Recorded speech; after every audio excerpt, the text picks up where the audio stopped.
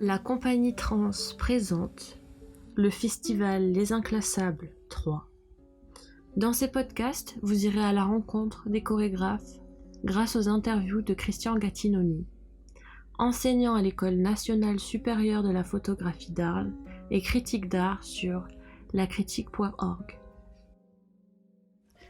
Place maintenant à Sophie Boursier de la compagnie Phase, conceptrice, chorégraphe et interprète de Perception. Je voudrais vous poser une première question sur Perception. C'est le premier solo que vous abordez. Alors, dans l'espace scénique, oui, c'est le premier. Mais c'est vrai que dans les performances in situ, qu'on a aussi ce volet-là dans la compagnie, où c'est plutôt des pièces adaptées pour les musées. Donc là, c'est vraiment différent. Mais en tout cas, au niveau scénique, oui, c'est la première fois que c'est un solo. Et qui plus est, pour l'instant, dure une demi-heure.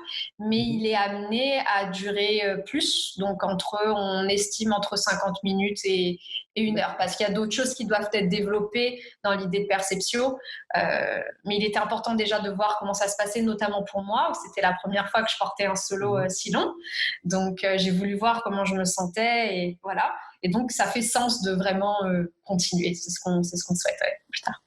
D'accord. Et alors, justement, dans ce solo, quel type de corps mettez-vous en œuvre ? Alors, du coup, ici, on fait, c'est très bien dit, on fait référence au corps intuitif tout au long du cycle de la vie. Donc, de l'état embryonnaire, la phytogenèse, jusqu'à, pour l'instant, ce qui est traité, jusqu'à peu près l'âge de 30 ans, parce qu'on va tout traverser. Et du coup, là, on est vraiment sur une relation d'essence, une relation de notre vision du monde, la façon dont nous façonnons notre vision du monde et la façon dont le monde nous façonne. Donc, c'est toujours cette dualité, cet échange finalement avec le monde qui nous construit. Moi, je pensais en revoyant des extraits à ce que Daniel Dobel s'appelait les corps déférents.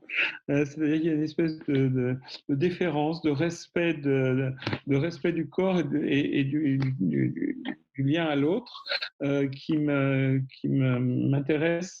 Est-ce que cette idée de corps déférent, ça vous parle ? Ah bah écoutez, non, c'est pas que ça me parle pas, c'est que c'est une première que j'entends ça, oui. Mais c'est du coup très intéressant. Oui, il y a un grand respect de soi et d'accepter toutes ces étapes que l'on passe. C'est peut-être plus comme ça que je vais l'interpréter. Oui. Et de finalement vivre vraiment l'instant présent et de comprendre aussi l'essence de chaque étape.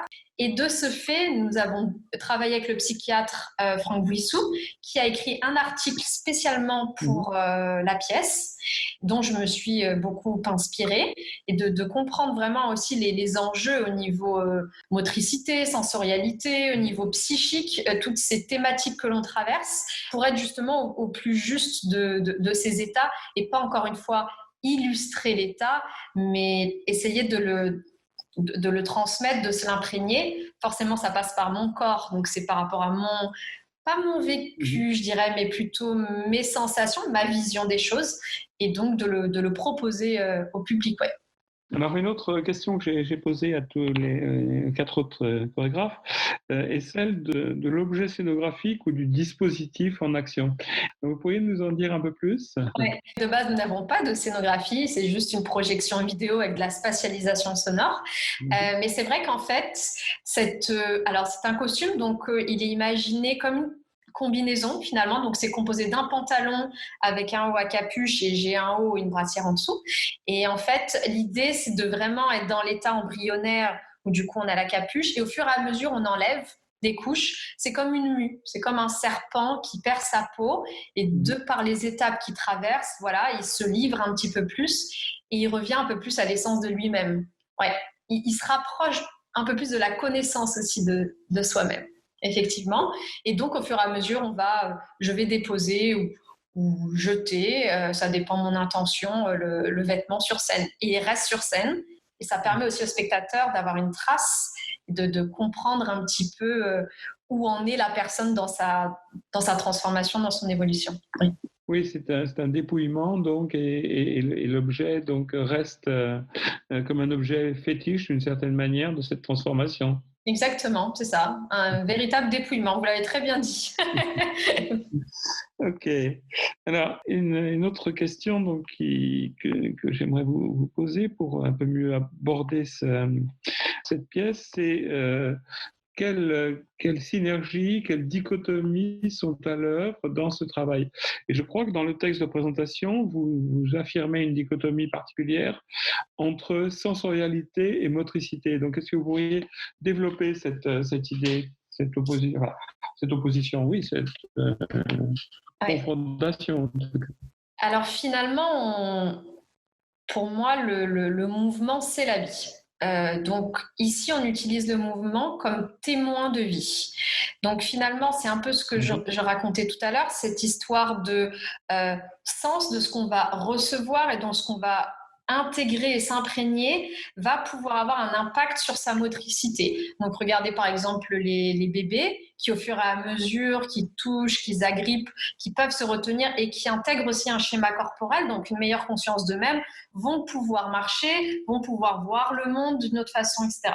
Donc en fait, sur toute perception, il y a ce lien comme si finalement, en termes de sensorialité, ça se développe, ça s'affine, et donc ça va transformer aussi nos mouvements.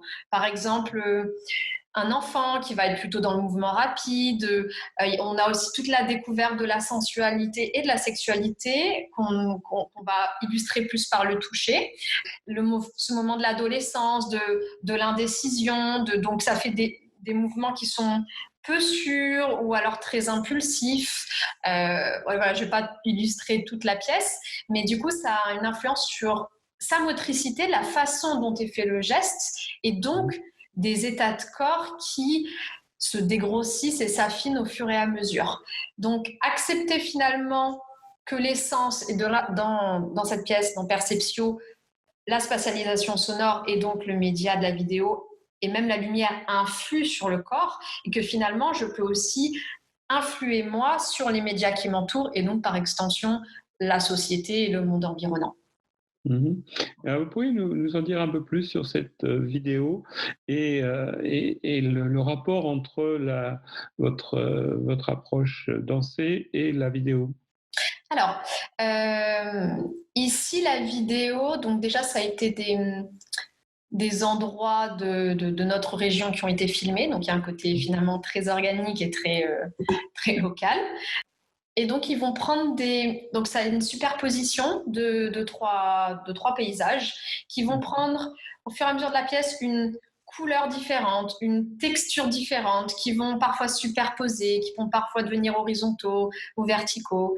Voilà. Et donc, en fait, cette vidéo est le témoin de ma façon En fait, c'est mes yeux, c'est mon regard, c'est-à-dire quel regard je porte sur le monde et comment est-ce qu'il s'affine. Donc, et de par mon mouvement et de par ma vision, le spectateur peut aussi se rendre compte que des choses commencent à se transformer. Donc, si vous voulez, il appuie finalement le mouvement. J'ai aussi des moments où je suis en réaction à la vidéo, je suis face à elle. Et donc, c'est un peu comme être face à à ses idées, à ses préjugés, à ses clichés, à ses frustrations, tout côté psychologique, espèce d'effet miroir qui finalement va me renvoyer aussi certaines choses.